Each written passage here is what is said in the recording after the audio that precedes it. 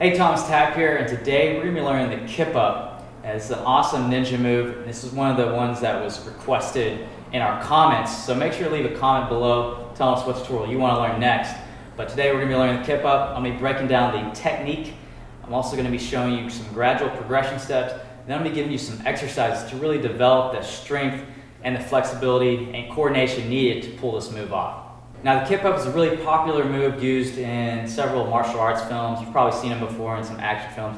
Someone falls over, then they kip back up and go back into fighting. It's really cool. It's also a great move for beginner level tricking. So if you're into tricking, this is a great move to learn. You can take it into front handsprings, other tricking moves. Kip-up is also a really badass way to get up. If you ever fall over or fall down, everyone's kind of watching you and you can kip back up. You can really redeem yourself in a really embarrassing situation. But the only problem is if you do not learn your Kip-up and get it down solid, and you try to kip up after you fall and you just fall on your ass again, totally doesn't redeem yourself. Kind of makes you look worse. So make sure to get this move down and get it solid. All right, so we're going to break down the technique. The first step is getting in the setup position. So when we're doing the Kip-up, people find it a lot easier if they start off with some momentum going back to launch themselves up. So a few ways we can do this, and you just pick whichever is comfortable for you. You can start off in a low squat, down here on the toes. You can start off seated down in the seated position, or you can start off laying down. Now, I prefer seated like this. I can get good momentum, and I'm pretty comfortable with it, but just pick whichever is best for you, whichever is more comfortable. So once we figure out how we're gonna roll back into this, what position we're going to go into, then we're going to roll back into the setup position. So when we roll back, a few key points here. Tuck the chin down to the chest. What this does is it prevents us from smashing our head into the ground, because the last thing we want to do is when we go back into the kip, go back for a minute, we get all that speed going back, is to smash our head on the ground. So we want to make sure to keep it tucked so that way if we're ever on hard surfaces, our head is protected. Another thing to keep in mind is when we're first starting off, pick an area that's soft. Grass is great, some panel mats like this, a really soft carpeted area is great for training this. So just keep that in mind. So the other points, when we're going back, we have the chin tucked. We're going to position our hands directly above our shoulders here. Right here. And also close to the ears. Now we want to make sure to have good alignment with our body here. So when we're positioning the arms here, make sure the elbows are faced up in the direction that we want to go. Because if they're off to the side, this is going to put unwanted pressure when we lift up for the kip into the elbow joints. It's also going to make us where we do not get enough height to do the kip up. So we want to make sure to keep the elbows in. Another thing is the fingers. We want fingers facing toward our shoulders here. We don't want them here, even though we can still do it with our fingers faced here. It's just for other tricking moves. When we're doing a back handspring, it's the same motion. If we're starting from a standing position, we want to go into the Kip-up, and we go back, we're going to want our hands here so we can do it properly. Also, if we're rolling back for back rolls, we want to have a natural tendency to do that, so we can launch into a handstand or push ourselves back. Like so. So just remember that the fingers are going to be facing this direction. So elbows are good, shoulders good, then it's the legs. So there's different ways we can have our legs. We can have them tucked pretty tight. We can have them at least like here. You can have them slightly tucked here, or you can have them pretty much all the way straight. Now all these can work pretty well, but just know that if your legs are completely straight, even though you can get a good whip up, you're going to need good flexibility. So just keep that in mind. Play around with those different leg positions, but what I found for me is just slightly bent. So when I go here, it's there. It just seems more comfortable. So what we're going to want to do is when we roll back into the setup position, you want to feel this tension with the legs here. When you feel that tension, it's kind of like a spring. That's when you're ready to launch up. And I almost forgot to mention, when we're rolling back, we're placing the hands down, most of the weight is going to be on the top of the shoulders here, or on the top of the upper back here. we're also going to have the hips lifted up. The hips are going to be off the ground. Now, how high you put them is really up to you. For me, I found that I can do the Kip-up really well when they're just slightly off the ground here. And I'll show you in slow motion. But you might want to play with going a little bit higher. But the big thing is really having your toes and the feet in front of your eye line. So when you go back, you should be able to see your feet. This way you know you're going to be kicking straight up at first to get as much height as possible. So after we play around the setup, and I recommend playing around with this, getting here, we're going to go into the next step, and that's the Kip-up or the kick. And with the kick, the most important thing is to think of kicking up into the air at first. A lot of people, when they're doing it, and I did this a lot too, was to kick out, like in that direction. So you're just like not going to be able to get the height. When we kick straight up, that's where you get the height and we go around. So if you're falling on your butt all the time, it's probably because you're not kicking up enough. So another thing as we're kicking is that's when we're going to push off with our hands. We're going to push as hard as we can up to get that height. So once we get the kick, that's when we're going into the third step, and that is transferring into a landing position. How we do this is we're going to take our toes. As we drive our toes up, once we reach that height, and we get right after we push, so as we're pushing, we're going to go up and then down to a landing position. So it's going to be an arc. You're going to notice that it looks like that. So it's going to be here and there. So you're going to have it go up and down. The other thing you want to think about is as we're driving the toes forward, this is when we need to carry our chest up into a landing position. So we need to drive our head and our body up forward. So we need to drive it into looking in that direction. So we start off looking up and then we drive looking forward. And this is where the strength and the coordination is really going to play. But I'll show you real quick just an example, and we'll break it down in slow motion so you can really see the body mechanics.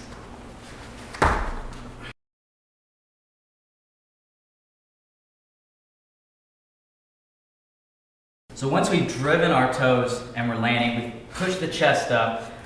Remember, we always want to land on the balls of the feet. Another thing we want to do is we don't want to damage our knees here at the beginning. So a lot of times people will try to do the Kip-up, they won't be able to get enough height, but they try to force the landing and they land with their knees here. So we want to avoid landing in a bad knee position at all costs, because this is really where damage can be done or we can get injured, is when we try to force the landing. So just make sure you don't try to force it. If anything, just land on your butt. I mean, because that'll save your knees. But whenever we land, we want to make sure that we're in a 90-degree position here, or if we're flexible enough, this is more advanced, you can land in a third world squat, but still, you want to keep it up here. So really keep that in mind. And that's where practicing it and getting the technique down helps. So that's the technique.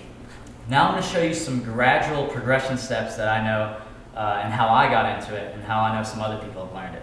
So the first gradual progression step is developing first just the setup position. So first you want to just practice rolling into the position with the hands and doing a small little Kip-up with your legs just to get a feel for that tension that you should feel, and then also how the legs and all the body mechanics work while you're doing it. So for example, just go here, just get a feel for it. And you can just feel it out. Another thing you can do that I like to play around with, or that helped me, was to actually do a full back roll and push up a little bit. So when you're going back, keep the chin tucked to the chest. Use the hands as you're rolling backwards to kind of push a little bit. This way you really get to feel how that feels to get a good push. So like so. It's nothing too crazy. Just roll backwards, and as you're doing a back roll, just push a little bit. So that way you can kind of feel how much strength you have and all that. Okay, the other gradual progression step is doing your Kip-up, but just going to a bridge position. This is where you're going to drive your toes and land, but you're not going to risk causing any damage because you're just going into the bridge position. So before you do this, make sure you can do somewhat of a bridge. So make sure you can do this. And you should be good to go.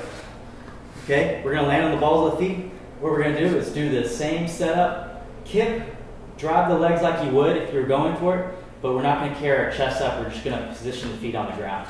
So like this. Okay, so that way you really get a feel for how the legs should operate, how you're going to land, and just seeing where you are with your flexibility and your strength. Then after that, you're going to be ready to go for it. Now this is where you're going to do it on a soft area like this, and then you're just going to go for the full-out kick. Now, if you notice there when I did the landing, I rose up like this. That's one way to do it. Another way, because I noticed that that really helps me with my landing, and I don't land too low. But if I'm going into ninja front handsprings, or if I'm going to some tumbling things, I'll drop the hips down and continue on. So I'll show you an example of both so you get a look at it.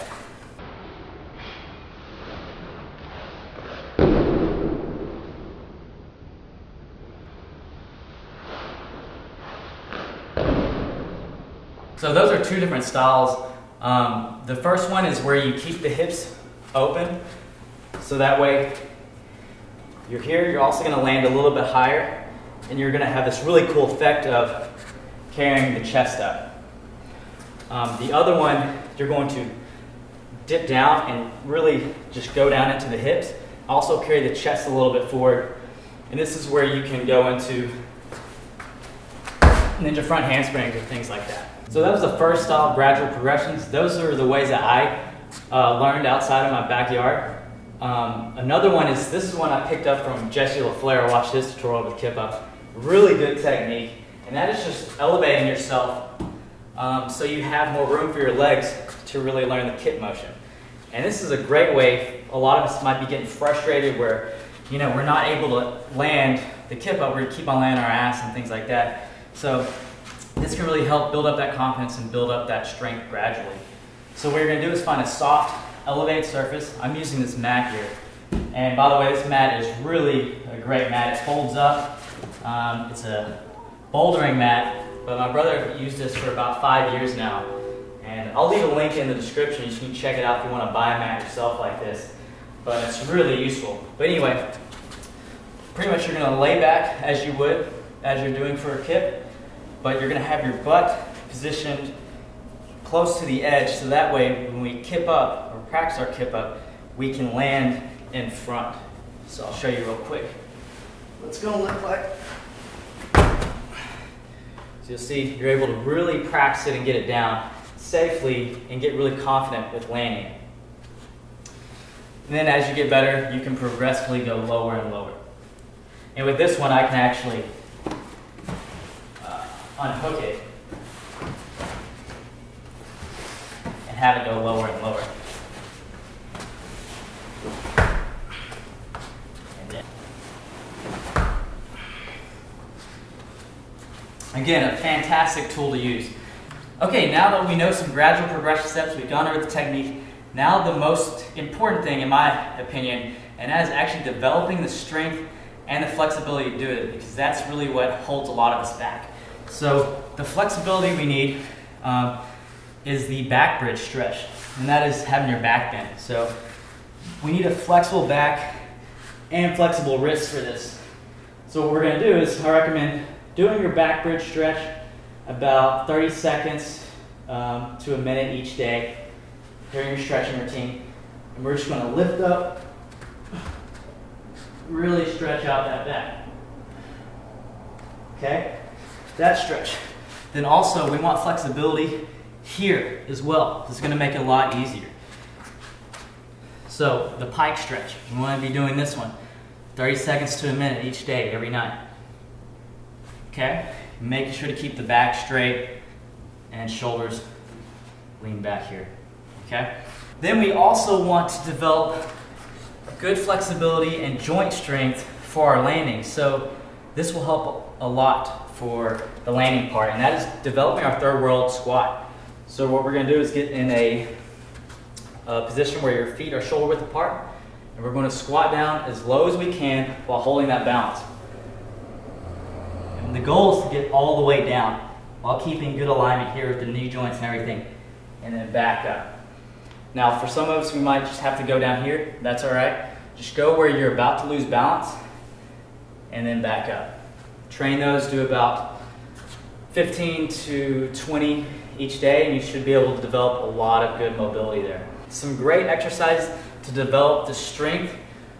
During the Kip-up, we're using a lot of core and a lot of lower back strength here. So what we're going to do is exercises specifically develop that. The first one is the Superman raise. So we're going to be holding the Superman position. We're going to lift up and down. So this is really going to target that lower back and get all the strength we need to get that explosive power.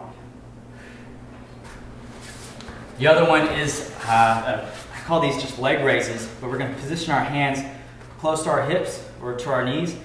The further you go, the harder it's going to be and the more flexible strength you're going to build. So keep that in mind. But a good starting point is here. Keep the toes pointed and lift up. Keep the back straight as well. And then just go further and further. Great exercise. The other thing we want to develop is that explosive kick or that kipping power here. Because a lot of the Kip-up is that explosive power and that jump you get. So the two exercises we're going to do to develop this is one, your handstand push-up. This is more advanced.